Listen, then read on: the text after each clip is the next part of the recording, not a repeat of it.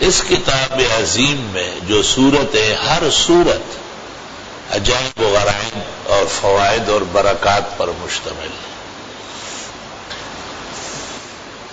قسم قسم کے مجربات ہے بزرگان دین کے.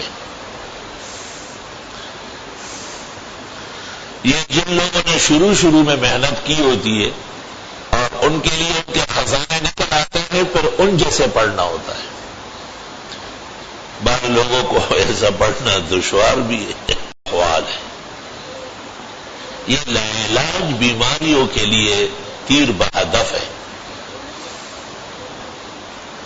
اور ایک ایسا ظالم اور فتین مفسد جس کا علاج آپ کے پاس نہ ہو اور یقیناً وہ شریعت کے خلاف ورزی کر رہا ہے، اس کا سر نیچے کرنے کے لیے اور اس کا دل نرم کرنے کے لیے، اور اس سے زیادہ بھی اگر وہ سزا کا مستحق ہو تو اسے دلانے کے لیے یہ صورت نہایت ہی اکسیر ہے.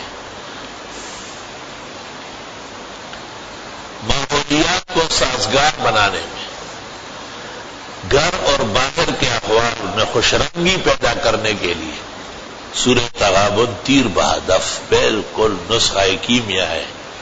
تریاق عظیم ہے. فإنه تریاق عظیم وتریاق مجرب لدفع البلیات وحل المشکلات واستجاب الدعوات ونیل المراد.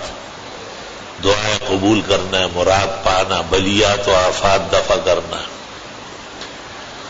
بزرگان دین سے اس طرح ہمیں یہ پہنچی ہے کہ وہ کہا کرتے تھے کہ ایک شخص پہلے اس کو 41 مرتبہ پڑھ لے.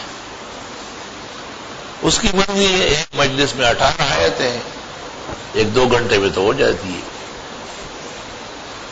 اور پھر ہمیشہ ایک دفعہ پڑھا کریں. کہتے ہیں قبل الفجر جیسے یاقوت اور مرجان ہے، عند الصباح جیسے ذهب اور فضہ ہے، سونا اور چاندی ہے. طاقت توانائی اس کی بڑھتی ہے جس قدر سویرے پڑھ لی جائے. اللہ اکبر و کبیرہ دن میں کسی وقت بھی پڑھی جا سکتی ہے، لیکن وہ فوائد دیر سے ظاہر ہوں گے. مسافر شب سے اٹھتا ہے جو جانا دور ہوتا ہے. جن کو کام ہوتے ہیں ذمے وہ زیادہ طویل سوتے نہیں نہ غفلت کرتے ہیں. خوب خندہ پبی غمی کی رحمان اور میں بڑا پریشان ہر چتا نے غم جن بھی.